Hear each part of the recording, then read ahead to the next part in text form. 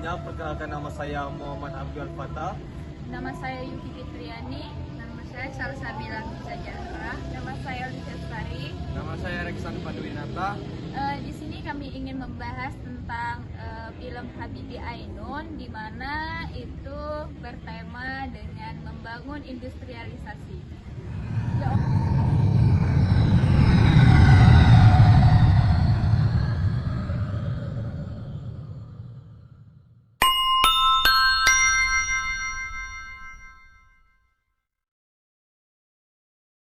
B.J. Habibie memulai karirnya di sebuah perusahaan kereta api di Jerman dan pernah bekerja di industri pesawat terbang komersial dan militer Messerschmitt Volkswagen MBB di Hamburg, Jerman.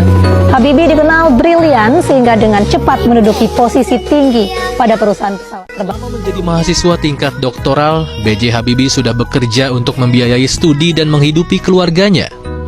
Karir Habibie dimulai di firma Talbot, sebuah industri kereta api Jerman. Saat itu firma Talbot membutuhkan 1000 wagon bervolume besar untuk mengangkut barang-barang ringan bervolume besar. Habibie berhasil membuktikan tantangan itu dengan cara mengaplikasikan konstruksi sayap pesawat terbang yang ia terapkan pada wagon. B.J. Habibie juga pernah bekerja di Messerschmitt Volkswagen atau MBB, industri pesawat terbang komersial dan militer di Hamburg, Jerman. Atas kinerja dan kebrilianannya, 4 tahun kemudian ia dipercaya sebagai wakil presiden sekaligus direktur teknologi di MBB periode 1973-1978. Bahkan penasihat senior bidang teknologi untuk Dewan Direktur MBB pada tahun 1978. Film Habibie dan Ainun bukan hanya kisah cinta, tetapi juga kisah besar tentang mimpi membangun industri nasional. Tokoh utama B.J. Habibie digambarkan sebagai insinyur visioner yang percaya bahwa kemajuan bangsa bergantung pada penguasaan teknologi. Sejak awal kita melihat bagaimana Habibie memiliki prinsip bahwa bangsa yang besar adalah bangsa yang mampu memproduksi teknologinya sendiri. Film ini menunjukkan bahwa industrialisasi bukan hanya soal ekonomi, tetapi soal harga diri dan kedaulatan negara. Secara garis besar, film ini menceritakan perjalanan Habibie dari Jerman hingga kembali ke Indonesia untuk membangun industri strategis khususnya di bidang dirgantara.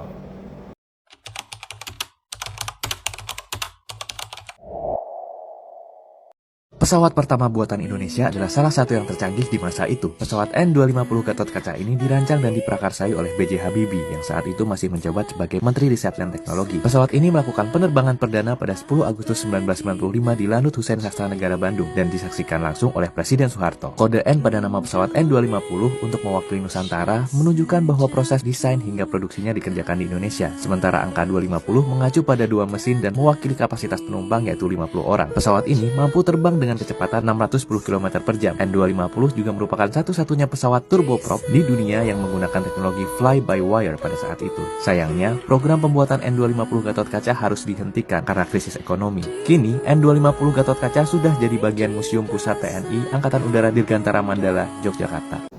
Kepulangan dan tantangan awal industri. Bagian penting dalam film ini adalah keputusan Habibie untuk meninggalkan karir cemerlangnya di luar negeri dan kembali ke Indonesia. Keputusan ini menunjukkan komitmen terhadap pembangunan nasional. Saat kembali, ia menghadapi berbagai tantangan, seperti keterbatasan fasilitas, rendahnya kepercayaan terhadap SDM lokal, serta birokrasi yang belum siap mendukung industri teknologi tinggi. Melalui lembaga industri dirgantara seperti IPTN, Habibie mulai membangun fondasi industri strategis. Ia tidak hanya membangun pabrik, tetapi membangun budaya kerja disiplin, presensi, dan standar internasional.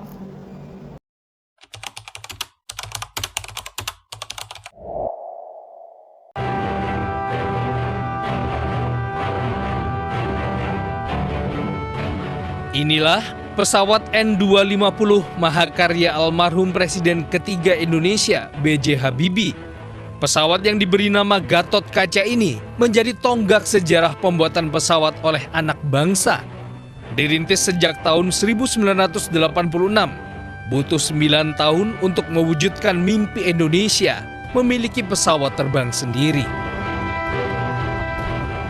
Dan momen bersejarah itu hadir pada bulan Agustus 1995, saat untuk pertama kalinya pesawat N250 mengangkasa secara resmi.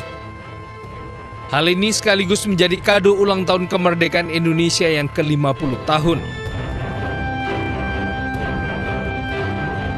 Tak hanya menjadi kebanggaan bangsa, N250 juga menjadi idola di beberapa airshow dunia. Salah satunya di Le Beau, Prancis, airshow tahun 1997. Mengusung teknologi fly-by-wire, N250 Gatot Kaca menjadi pesawat penumpang paling canggih di masanya.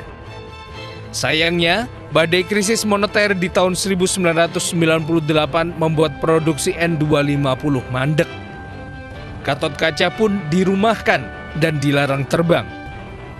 Dan sejak saat itu, proyek nasional pesawat N250 tersisihkan dan terabaikan.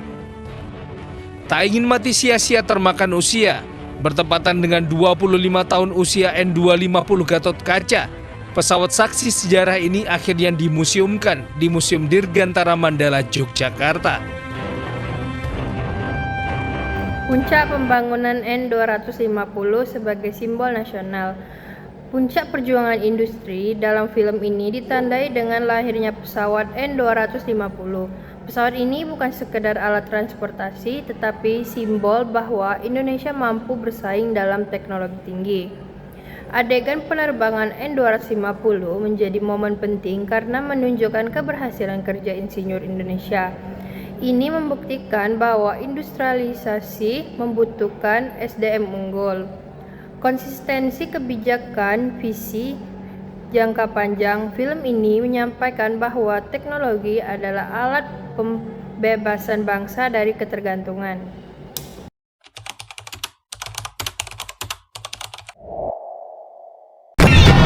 Namun, film ini juga menunjukkan bahwa membangun industri tidak selalu berjalan mulus. Krisis ekonomi menjadi titik balik yang menghentikan perkembangan industri dirgantara.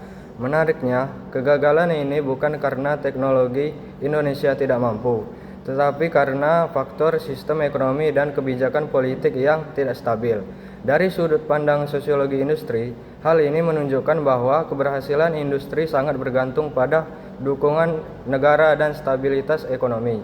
Tanpa itu, industri strategi sulit bertahan.